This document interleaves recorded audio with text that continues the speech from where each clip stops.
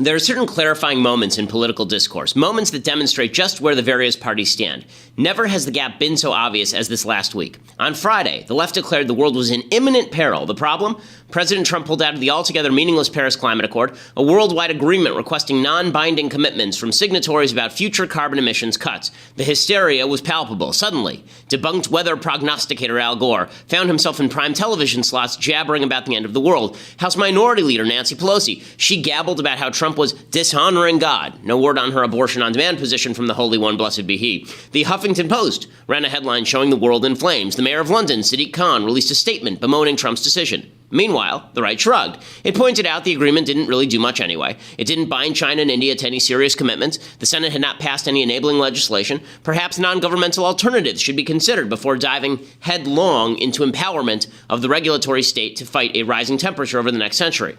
On Saturday, a group of Islamic terrorists drove a van into a crowd on London Bridge and then jumped out of the vehicle and started stabbing people in surrounding establishments. ISIS claimed responsibility. The right immediately labeled the attacks yet another example of Islamic extremism on the march, linking them with the Manchester terror attack. President Trump took to Twitter to denounce the terror attacks and call for an end to politically correct policies, as well as to stump for his travel ban. Conservatives on both sides of the Atlantic complained about leftist multiculturalism creating room for Islamic terror growth. Meanwhile, the left shrugged. Sally Cohn tweeted about the glories of political correctness. Paul Krugman compared being killed in a terrorist attack to being killed by a drunk driver. Democrats complained about President Trump's attacks on Khan, who was busy urging Londoners to stay calm after panicking about global warming just a few days ago. What explains this gap between left and right? The left believes that human beings are inherently good, and that only environment defines whether they will act in evil fashion. That's why Senator Bernie Sanders articulated in 2016 that global warming was the spur to terrorism. It's why the Obama administration routinely suggested that poverty causes terrorism. External circumstances dictate the morality of individual actors. That's also why the left argues we shouldn't hold people responsible for their actions as a general rule. Instead, we should reshape society. The right, on the other hand, believes that human beings are capable of evil all on their own. That's why they see the rise of radical Islam as more of a problem than global warming. Good people won't kill each other just because the world is getting warmer. They will if they begin to believe evil ideologies or support those who do. The gap is not bridgeable. It goes to the nature of humanity and our perception of that nature. But it's requiring a greater and greater strain these days to blame anybody but individual human beings in free Western societies for their own descent into evil. I'm Ben Shapiro. This is The Ben Shapiro Show.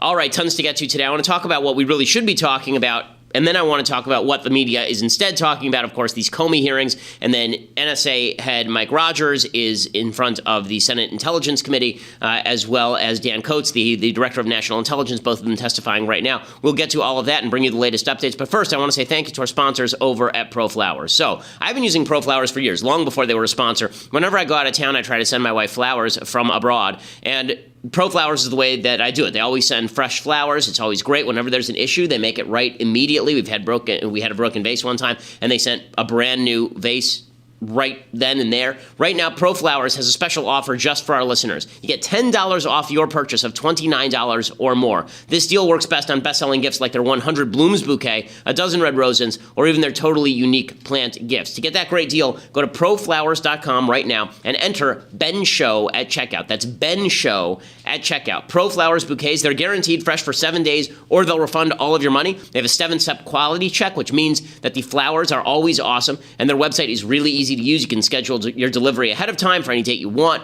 and get back to that day. ProFlowers is a no-brainer gift for a birthday, for an anniversary, for Father's Day, which is coming up, every occasion or no occasion at all. ProFlowers is just fantastic. I use it. It's made my marriage better because when you show love, then your spouse shows love to you as well. ProFlowers.com, promo code BENSHOW, $10 off any purchase of $29 or more, so significant discount there. Plus, if you use the promo code BENSHOW, they know that we sent you, which means they continue advertising with us, which means we can continue to bring you the show. So BENSHOW, and go to ProFlowers.com to use that promo code BENSHOW. Get that $10 off for any purchase of $29 or more. Okay, so let's start with what people should be talking about today. What people should be talking about today is there is a global threat of Islamic terror. There was an Islamic terror attack in Canada over the weekend. Everybody ignored it. There was an Islamic terror attack. ISIS actually is now basically at war with Iran, and Iran is now blaming Saudi Arabia. So the chances of a Middle Eastern conflagration are growing exponentially. Meanwhile, Saudi Arabia is in the middle of a firefight a political firefight anyway, with the nation of Qatar. Qatar is a backdoor terror supporter, and they have been for a long time. And now Saudi Arabia is posing itself in opposition to them. So things are shaping up for what could actually turn into a hot conflict in the Middle East between Iran and Saudi Arabia, or Saudi Arabia and Qatar. Things could get very ugly very quickly over there. And meanwhile, all of that is resulting in an increase in terror abroad. ISIS is trying to demonstrate that it still has muscle. So there have been terrorist attacks, as I say, in Britain, in Toronto. There's one in the Philippines. And the London mayor was asked by I think it's by Piers Morgan, actually, what exactly he's doing to stop terrorism, and basically said, we can't do much. Mayor of this capital city, where are they? I can't follow 400 people. What I can do is make sure with the policies, because what we can do though is make sure we get the resources for the police and the experts to follow these people. Why can't you instruct the police? Why can't you call Cressida Dick right now and say every one of those people who's come back from a war zone, who's in London, I want them followed?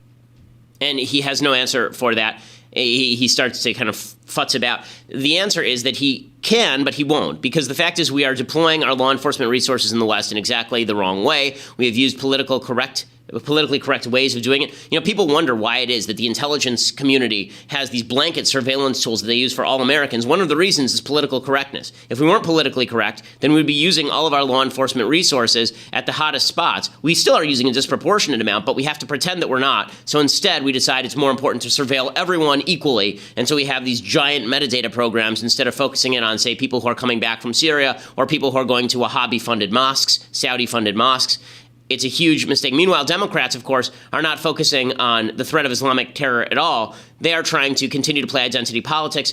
They're trying to say that Republicans are evil and terrible, not because Republicans are bad at protecting you from terrorism. They're evil and terrible because they're racist and sexist and bigoted and homophobic. So Andrew Cuomo, who's the governor of New York, who should theoretically be spending a lot of his time focused on the terror threat to places like New York City, instead, he's spending his time preparing for a 2020 run by going around saying that President Trump hates immigrants and just wants to deport people, so you should deport Andrew Cuomo. You want to deport immigrants? Start with me, because I'm an immigrant. Well, if only we could, Andrew Cuomo, but you're an American citizen, so we cannot do that, nor should we. But it is tempting. The fact is that the Democrats are seeking to avoid the real discussion, which is what do we do about radical Islamic terror? What they are really wanting to focus on is, of course, these hearings that are happening on the Hill right now. So there are a bunch of breaking pieces of news last night surrounding James Comey, the former FBI director, and President Trump. And the big question from all of this, because today, as I say, we have the National Security Advisor, the head of the National Security Agency, rather, Mike Rogers, testifying on the Hill. There were reports that Rogers had been asked by Trump to pressure Comey to drop the Trump-Russia investigation into Flynn. There was also a report that Trump had asked Dan Coats, who's the head of the Director of National Intelligence, to pressure Comey to back off of Mike Flynn, the former National Security Advisor. And those reports are all coming out in the last couple of weeks. They are testifying today on the Hill. You also have Comey himself is testifying on the Hill tomorrow. So I want to bring you all the updates about this. But the only question that matters here, the only question that really matters is, did President Trump in any way attempt to hamper the investigation into Trump campaign Russia connections? Did he attempt? That's the big question in all of this. Did he attempt to do that? Did he attempt to pressure Coates? Did he attempt to pressure Rogers? Did he attempt to pressure Jeff Sessions? Did he attempt to pressure Comey before he fired him? Was any of this designed to actually shut down the investigation? Now, if you're on the left, you got to be saying, well, sure, of course. I mean, it looks like now, according to these reports, he asked Coates to tell Comey to back off. He asked Rogers to tell Comey to back off. He asked Coates to disown the Russian dossier we talked about several months ago, this intelligence dossier about Trump and Russia, much of which turned out to be false, and Coates refused to do it. He fired Comey. If you're on the left, you have to be saying, well, yeah, I mean, there's pressure everywhere. And to be fair, if the situation were reversed, if you had Barack Obama and Barack Obama's IRS head were being investigated, and she went up and she testified that Barack Obama did not put any pressure, and he had some secret conversations with her, and there are reports that he had asked her to target 501c3 charities. And the question was, did he pressure you to push 501c3 charities that were conservative out the back door? We would all be saying, well, why would we trust her answer? That's what the left is saying today. But again, no evidence of any of this, no evidence of serious pressure being brought. everyone has testified now. According to Rogers today, he just testified moments ago that he has not felt pressure from the Trump administration to do anything illegal. Coates said basically the same thing.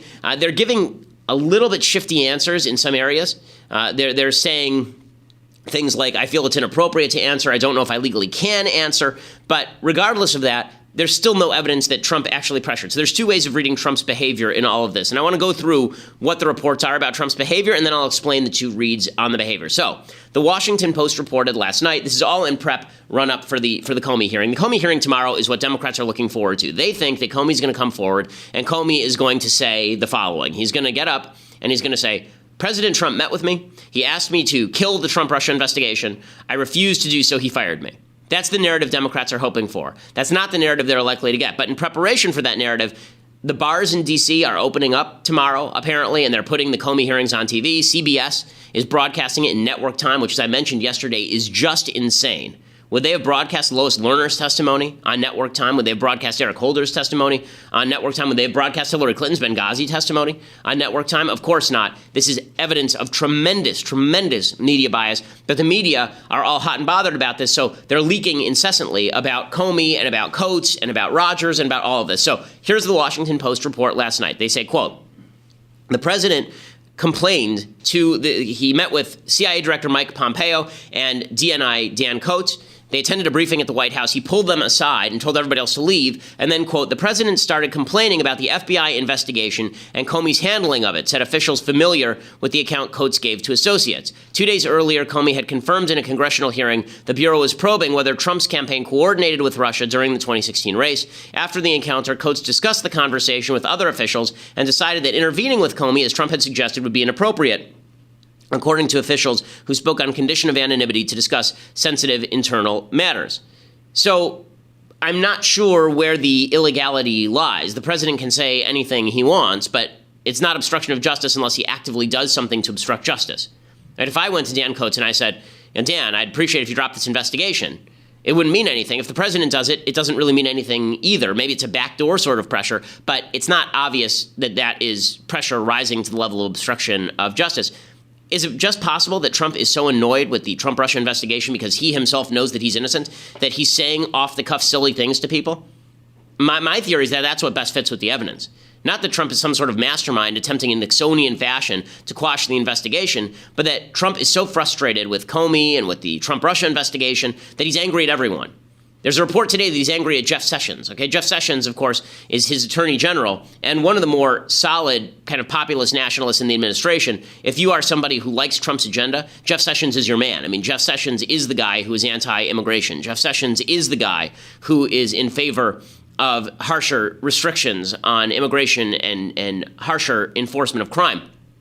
Jeff Sessions is somebody you want to see stay, in other words, if you are a fan of Trump. But now there's tension between Trump and Sessions, apparently. According to ABC News, Justice Department spokesperson Sarah Isker Flores would not comment when asked by ABC News if Sessions had threatened or offered to resign. Additionally, White House Press Secretary Sean Spicer yesterday would not confirm whether Trump still has confidence in Sessions, saying, I said I have not had a discussion with him on the question. I don't. If I haven't had a discussion about a subject, I tend not to speak about it, which is a pretty weird way of answering a question about whether the president has confidence in his own attorney general, sort of this language that was being mirrored by Sean Spicer before Comey was fired. So clearly there's tension between Sessions and Trump. So in other words, Trump is angry at everyone that the Trump-Russia investigation won't just die, not because he's guilty, but because Trump thinks he's innocent.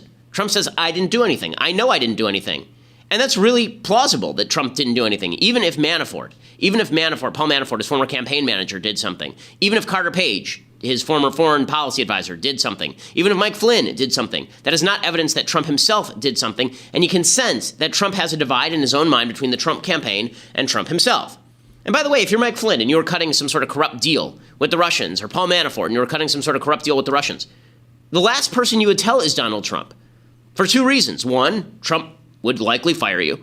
And two, even if Trump didn't fire you, you're now making him privy, well, three reasons. Two, you're making him privy to information that could get him impeached if he ever was discovered to have been involved in this. And three, if you tell Trump, there's a good shot that Trump will say something dumb about it on national TV and get everybody in trouble. So the reality here is that Trump probably is innocent, Trump probably is irritated, and Trump probably is going around saying to everyone he can find, can you please stop this because it's annoying me? That, I think, is the account that best fits with the evidence, but that's not what Democrats are saying. I'm going to get to that in just a second. The over-the-skis nature of this, the Democrats really pushing a narrative that doesn't exist, a narrative that is far over the top, and they're going to continue pushing it, and it's up to Trump how to tamp that down. There's a way for him to do it. We'll talk about that in a second. But first, I want to talk about our advertisers over at Realty Shares. So if you're somebody who's interested in investing in real estate, but you've never really looked into investing in real estate, you think you don't have enough money to invest in real estate, Realty Shares is the place for you. What they do is they actually diversify investments, big investments, among people who are smaller investors. It is not an offering of securities. Private investments are highly illiquid and risky and not suitable for all investors. Past performance is not indicative of future results. Securities offered to accredited investors through North Capital Private Securities member FINRA SIPC. But RealityShares.com is demolishing the walls between you and real estate investing. You don't need billions or millions or even tens of thousands of bucks to invest in vetted real estate assets. With Realty Shares, hundreds of people invest fractionally, right? You reduce the cost of your initial investment. Their deals are vetted. They are curated by industry professionals. They underwrite and perform due diligence. So you don't have to source these investment opportunities yourself. You have to waste all your time doing that. Instead, you basically have a list of investments in which you can take part, and then you go to Realty Shares and you invest. It is free to sign up and browse the investments. Getting set up takes just a few minutes, and then you can manage and invest straight from your phone or computer through their simple and secure online process. All it takes is $5,000 to make an investment. There are no hidden fees. And look, listen, if you want to build wealth, there is no better way to do it than investing in real estate. If you make $200,000 a year, you may qualify. Find out today at realtyshares.com/Ben. That's realtyshares.com/Ben. And by the way, if you use realtyshares.com/Ben, REALTY shares.com/Ben, then you get $100 toward your first investment. Close to 100,000 investors nationwide are using Realty Shares. $60 million in principal has been returned to investors. Realty Shares works, and again, it is the best way for you to diversify your holdings, and you want to make sure that you comply with all the restrictions, and then you should definitely become an investor in Realty Shares. Go today to realtyshares.com/Ben. Again, $100 toward your first investment is what you get. REALTY shares.com/Ben. Okay, so the fact is that the Democrats are trying to overread the situation. The Democrats are going with the Trump was colluding, now Trump is covering it up. And you can see the people who they are trotting out to say things like this. So the first person they're trotting out is James Clapper. James Clapper was the director of national intelligence under Barack Obama. He was appointed by Obama. And Clapper is not an honest person. He's the person who lied in front of Congress when he said that people were not being surveilled, essentially, by the National Security Agency. That was not true. Now James Clapper was doing a speech to the National Press Club in Australia, and here is what he had to say about the Trump administration. His subsequent actions, sharing sensitive intelligence with the Russians and compromising its source, reflect either ignorance or disrespect, and either is very problematic. Similarly, the whole episode with the firing of Jim Comye, a distinguished public servant, apart from the egregious, inexcusable manner in which it was conducted, reflect complete disregard for the independence and autonomy of the Federal Bureau of Investigation, our premier law enforcement organization. I have to say, so pause it right there for a second. When he says that it reflects a lack of respect for the autonomy of the FBI, what he is implying there is that Trump is invading the autonomy of the FBI, meaning that he is attempting to cram down his view of the Trump-Russia investigation on the FBI. No evidence has been provided of that. Trump has every right to fire James Comey, who was, is, and will be an incompetent, bloviating blowhard. Here is James Clapper continuing. Though that I think, compare the two, that Watergate pales, really, in my view, compared to what we're confronting now. Okay, that's insane. Watergate does not pale in comparison for two reasons. One, there was an underlying crime in Watergate. We know there was a break-in at the Watergate Hotel. We know that it was subordinates of President Nixon who conducted that break-in, and we know that President Nixon attempted to cover it up, obstruct justice, and fire people. Here, we don't know that there was an underlying crime. Here, we don't know that Trump was actually trying to obstruct when he fired Comey. And there's been, by all the available actual evidence that we've seen, no one can provide a shred of evidence other than accusations that there's been an actual attempt to shut down the investigation. In fact, the people who are key, people like Rod Rosenstein, people like Rogers, people like DNI Coates, all of these people have said there is no actual intervention into the Trump-Russia investigation. So how can he sit there and claim this is worse than Watergate? How can he claim that? He can't, because he's a political hack. But again, I just want to point out that if you're on the left, what you need in order to keep this thing alive is you need more smoke. So the left will push its smoke. But what you really need if you're the left is you need Trump to continue to fulminate. You need Trump to continue to get angry and tweet things, because the more Trump tweets, the more he fulminates, the more he acts out, the more he asks people to shut down investigations, the more he tells people, can you please leave this alone? The more irritated Trump gets, the more volatile he gets. The more volatile he gets, the more he tends to say innately not smart things to people about an investigation that may not be obstruction of justice, but that give hints of obstruction of justice if you're a member of the left. So the best thing that Trump can do right now is to take it easy. That'd be the best thing that Trump can do. And I'm going to talk about what exactly Trump can do to tamp all this down. He's, I think, starting to do some of this, but he's going to need to not live tweet Comey's testimony tomorrow to do the rest. But in order for you to hear what the strategy ought to be and how Republicans are responding to all of this, you need to go over to dailywire.com right now and become a subscriber for $8 a month. You, too, can subscribe at dailywire.com. That monthly subscription will get you the rest of the Ben Shapiro Show live. You can be part of the mailbag, which we are going to be doing on Fridays. We're now a 5-day-a-week show. You're going to be contributing to our new studios. We have new studios that are going to be premiering next week. You know, we've been basically doing this from the inside, apparently, of a Russian dacha for the last year and a half. But we are going to actually be moving over to some beautiful new studios in the next few days, which is really, really exciting. You can be part of that as well over at dailywire.com. And if you become an annual subscriber right now, not only do you get all of those things, but you also get a free signed copy of the new book by me and my father, Say It's So, Papa, Dad, Me, and the 2005 Chicago White Sox championship season. You don't have to be a Chicago White Sox fan to enjoy the book. If you're a baseball fan, you will enjoy the book. It's a lot of fun. It's about fathers and sons. And what was a really tough year, actually, for my family. But my dad and I spent the year watching these baseball games and writing about it, and it was just a blast. And I think the book's a lot of fun to read. It's actually kind of moving, I think. Great Father's Day gift. Go over and become an annual subscriber right now over at dailywire.com. Get a free signed copy, and we'll send it direct to you, and you can give it to your pops. Really good present. So dailywire.com, become a subscriber. Or if you just want to listen to the show later, go over to iTunes or SoundCloud and make sure that you leave a review over at iTunes. We always appreciate it. This is the largest conservative podcast in the nation.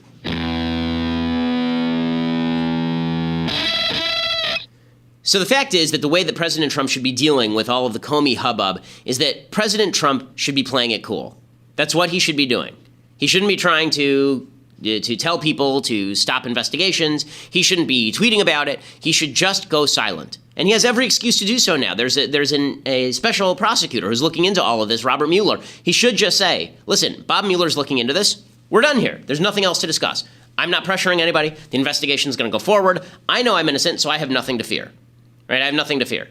That would be the way to actually handle this. Now, the left is going to try and have it both ways. Lawrence O'Donnell, who's just a tool of stupidity on MSNBC, he says that Trump should have stepped in and blocked Comey's testimony. You can see how excited he is. He thinks that Comey is going to be the downfall of Trump, which is idiotic. Here he is. So the president was bold and politically unwise enough to fire the FBI director who was investigating him, but he is not bold enough to tell that FBI director to shut up?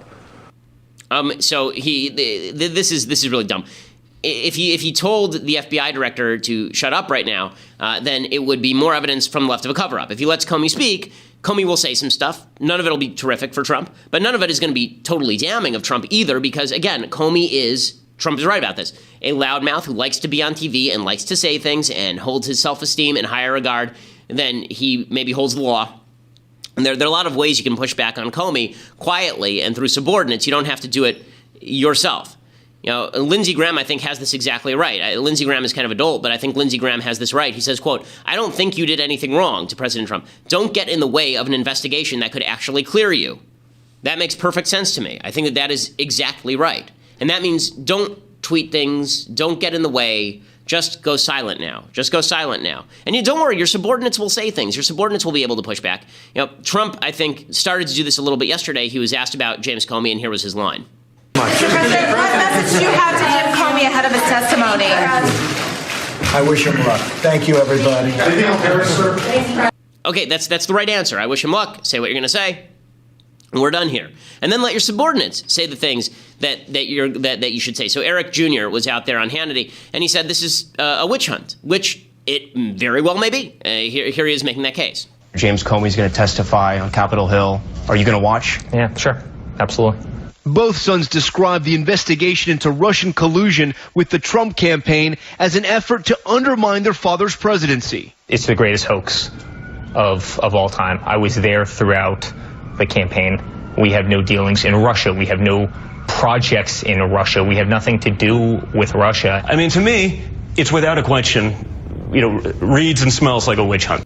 Okay, and I think that this is probably the right angle for them to push, that it is a witch hunt. But you can have your subordinates do it, right? So Trump should just be out there saying, listen, we're wide open. Come on, bring it. Right? That's really what Trump should be doing. And then his son should be out there saying, this is politically motivated. And listen, is it politically motivated? Of course it's politically motivated. Of course it's politically motivated. Now, I said this during the Obama administration. Just because an investigation is politically motivated doesn't mean it's not justified.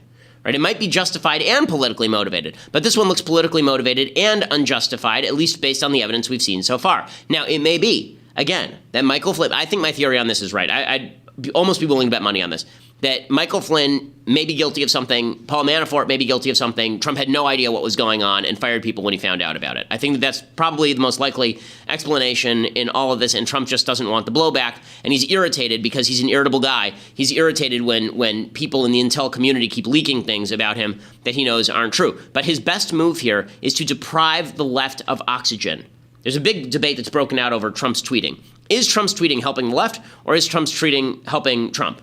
And there are people who say, well, listen, if he hadn't tweeted this way during the campaign, then he would have lost. Sean Spicer made that case yesterday.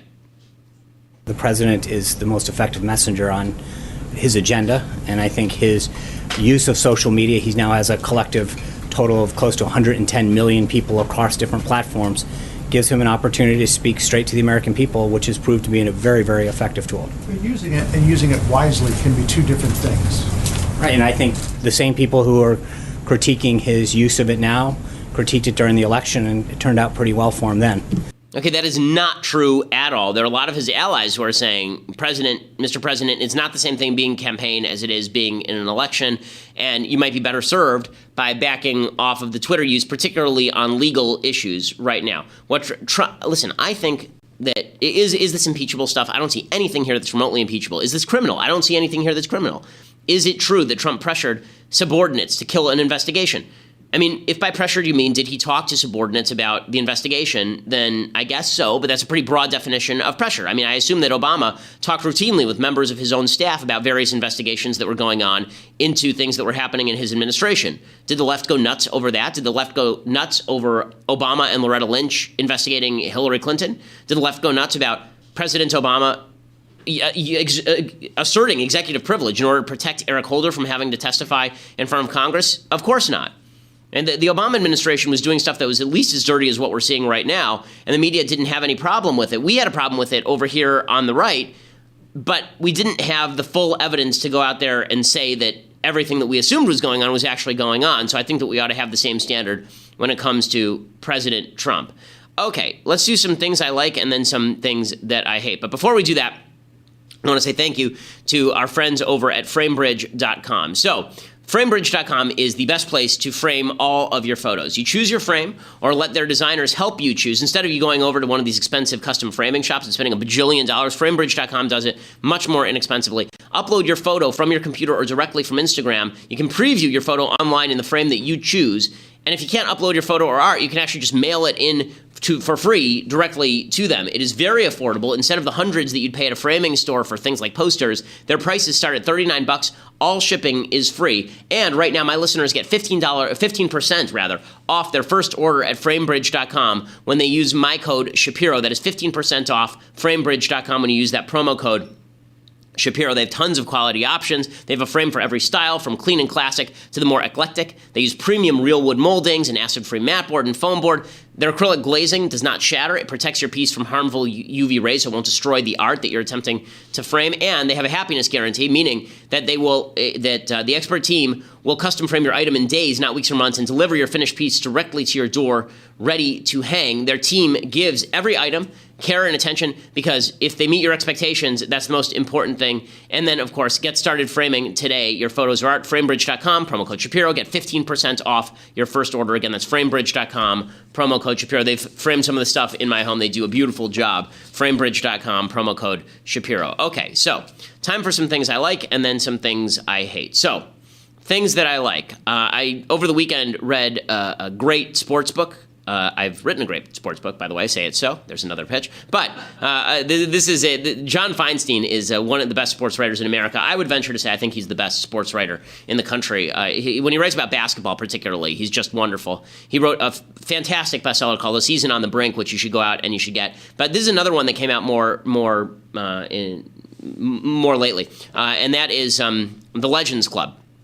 The book is about Dean Smith, the famed coach, the legendary coach at University of North Carolina, and Mike Krzyzewski over at Duke University, and it's about Jim Valvano, who was at the University, who was at North Carolina State. And they were all coached at the same time. They all won NCAA titles around the same time. It's a really good, compelling book. Most of the center of the book is about Krzyzewski, who seems like a really good and decent fellow.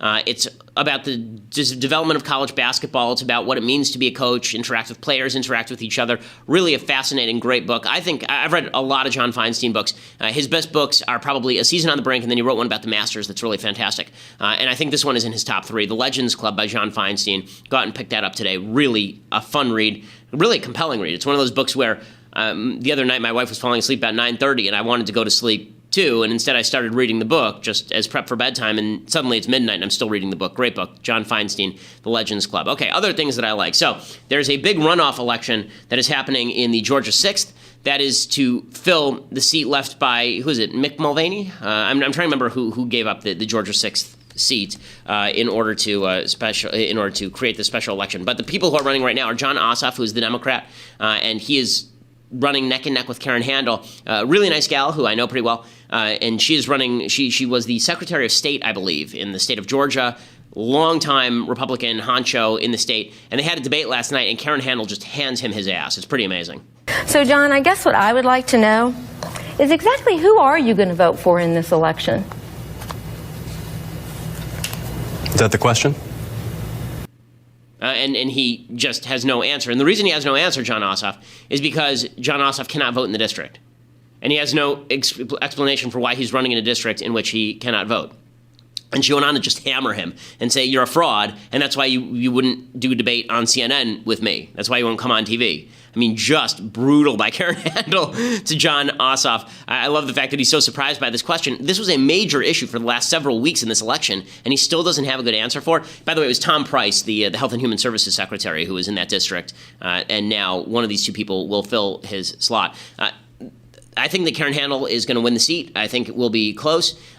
People on the right are going to take that as evidence that Republicans are doing just fine in these congressional seats, but the fact is that these seats should really not even be particularly competitive. There's a poll out today from Gallup that shows that 7% more Democrats are registered than Republicans, or at least Democrats have a 7 percentage point advantage over Republicans in terms of party registration, which is a disaster for Republicans. There's polls out today that show that Trump's approval rating is down near 38 to 40%. That's not good heading into a midterm election. And Republicans are saying, well, it's better than Bill Clinton's was at the beginning of his tenure. Right. How did 1994 end up for Democrats? Not well, if you recall. Right? It was the first time Republicans had won Congress in 60 years. So I think that we ought to be very careful about taking too much from this election cycle, but good for Karen Handel for hammering John Ossoff. Really funny stuff. Okay, time for some things that I hate. So, Shannon Sharpe, I don't know what his deal is. We've done Shannon Sharpe stuff in 2 of the last 3 days, I think. Shannon Sharpe is, of course, the former tight end for the Denver Broncos, among other teams, and he is very upset that Colin Kaepernick, who you recall is the former San Francisco 49ers quarterback who made a big deal out of kneeling for the national anthem because Black Lives Matter and such, Shannon Sharpe says that Colin Kaepernick remaining unsigned just shows how racist everybody is. I value life more than cloth. And what Colin Kaepernick is standing for is more important. I'm not going to be disrespectful to the flag, and I understand that the flag represents a lot of things to a lot of people. But to say he's being disrespectful of the flag and being disrespectful to the people that that served and fought for freedoms of that flag. What about the soldiers? Well, what about those black soldiers? Were they being disrespectful when they came back and were second-class citizens? Were they being disrespectful when they had to get up and move to the back of the carts when you brought the POWs on? So don't give me that bull jive. These owners and some of these fans that's taking this stance against Colin Kaepernick is so utterly ridiculous, I don't even really know what to do. But to show you where we are and just how much further we have to go. Okay, what absolute horsepucky. So a couple of things. Number one, the soldiers who came back, I don't recall the vast majority of them sitting for the national anthem, and they had to actually go through racism, unlike Colin Kaepernick, who has had a life of luxury and ease for the most part. This notion that because black people have been victims of racism in the United States, therefore today black people should be kneeling for the national anthem, or that black people in America are typically victims of the American system today, it's just nonsense. Also, it's just nonsense, the idea that Colin Kaepernick is not being hired because Colin Kaepernick is some sort of freedom fighter, okay? I'm looking at the passer ratings from last year right now, okay? This is the QB rating for passing. I'm not going to look at running because I don't think that running quarterbacks matter. I mean, this is why we have running backs, okay? Running, in terms of passer rating, the number one quarterback in the NFL last year in passer rating was Drew Brees. Then it was Matt Ryan, Kirk Cousins, Aaron Rodgers, Tom Brady, Dak Prescott, Matthew Stafford, Jameis Winston, Derek Carr, Andrew Luck. Right? Okay, those are the top 10. I'm going to fast forward because I don't want to read all 30 quarterbacks. Here are the bottom 5. Brock Osweiler, Blake Bortles, Ryan Fitzpatrick, Case Keenum, and coming in dead last in the NFL with a negative QB pass rating. And he is 10 points below everyone else is Colin Kaepernick. He had a negative 0.3%, negative 0.3 QB rating in terms of passing. That was only balanced out by the fact that he had a 22.8 run rating. Okay, but he's not trying to sign as a running back. He's trying to sign as a passer. Okay, if you are a quarterback with stats like that, there is no excuse for you complaining about not getting a job. It's amazing. Where are all these people who are complaining? I don't remember. Where were these people complaining about Tim Tebow's QB ratings? Where were they complaining about why Tim Tebow could not get a job? I missed it. Like, I'm looking at Tim Tebow in the final year that he played for the New York Jets. He had 6 completions in 8 attempts in his final year with the Denver Broncos. He had a 46.5 completion percent. He had a completion percent was 46.5% in his final year with the Denver Broncos. I want to look up actually now the 2007 QB ratings. Let's see how fast I can get those up. Okay, so here are the NFL passer ratings for 2011. This is the last season in which Tim Tebow was playing as a full-time player. Okay, he too ranked number 30. He was number 30. Okay, but somehow Shannon Sharpe wasn't complaining about Tim Tebow not being able to get a full-time job anywhere. Because it turns out that when you're not very good at being a quarterback, you're not very good at being a quarterback. Shocker, right? Crazy, huh? Okay, again, Colin Kaepernick's stats last year were just egregiously bad. He played in 12 games. He had a completion percentage of 59.2%, okay, for an average of 6.77 yards. He threw 16 touchdowns, it looks like, and 4 interceptions, if this is correct. And he basely sucked. Again, that completion percentage was not good enough for him to look for another job. That QB rating negative 0.3 QB rating. That is not a good passer rating. So again, the fact that Colin Kaepernick was basically shellacked into not playing. That is not a reference to racism. That is a reference to him sucking at his job. If I sucked that much at my job, I would probably be out of work as well. Okay, final thing that I hate, and then I'm going to say a quick Bible thing. So I want to talk about feminists hating on Wonder Woman. So I know that Mathis has seen Wonder Woman. Austin, you haven't seen Wonder Woman yet. Oh, you saw it? You saw it as well? Yeah. Okay, so I still won't spoil it because it's still, just one weekend old, so I won't do any spoilers, but it is a feminist movie, but like feminist in the best kind of way. So it says that women are capable of doing lots of... First of all, it's a fantasy, okay? Women aren't actually running into fields of fire in World War I wearing nothing but scantily clad garments and then surviving. Okay, just point to fact, it's a superhero movie. So this whole women can do anything routine. No, Wonder Woman can do anything because she's a magical daughter of a god. So there's that. But, this notion that she is not a feminist, and there are some people on the left who are saying this. I don't know why you would say she's not a feminist. She's strong enough to walk into males-only meetings. She is derogatory about women in subordinate positions. She is strong enough to chart her own course and do what she wants to do. There are two things about this film, I think, that stuck in the craw of feminists that they won't actually talk about. One is that there's one moment in the film where she goes out of her way to coo at a baby because there are no babies on Amazon Island, because there are no men on Amazon Island. So she is walking on the street and she sees a baby and she it's very funny. She veers out of her way to go and coo at the baby because she's a girl and girls like babies. Sorry to break it to you, feminists, but turns out that women like babies. And the other thing is that she actually has a love affair with a man, right? So she's on Lesbian Island over there in whatever the name of that island is called, and Themyscira, right? It's all women, and there's a scene in there where it talks about how men are unnecessary for pleasure. Well, she certainly finds Chris Pine necessary for pleasure sometime in the film. And the idea that feminists are supposed to hate men and love abortion, it seems to be key to a lot of militant feminists. I think it's one of the reasons they hate Wonder Woman. Also, the fact she's played by Gal Gadot, who is married, has 2 children, was pregnant apparently during the filming, and served in the Israeli Defense Forces. So feminists who hated Wonder Woman, poo on you. It's a great movie, and it is a fine feminist message that women can do lots of things, but that, yes, babies are of value to women. And guess what? So is marriage. Okay, these are things that women can have. My wife, I say this many times, and I will continue to say it. My wife, to me, is the ultimate feminist. She is a doctor, and she is also a mother of 2 who is married and happily married and leads a happy life because of that. Feminism, I thought, was about women making fulfilling choices, not just about women having abortions and hating men, but the radical left has dumbed down feminism into that, which is why people are reluctant to call themselves feminists these days. Okay, it is a Wednesday, so I want to do a quick Bible thing here. We've run out of Bible portions. So we actually went through the entire 5 books of Moses over the last year. I was made aware of that a couple of weeks ago by someone. So we're going to do what they call the Haftorah. So the Haftorah is, for people who don't know kind of Orthodox Jewish practice, which is 99% of the audience. The Haftorah is a section that we read after we read the particular section of the Bible. We also read a section from the prophets.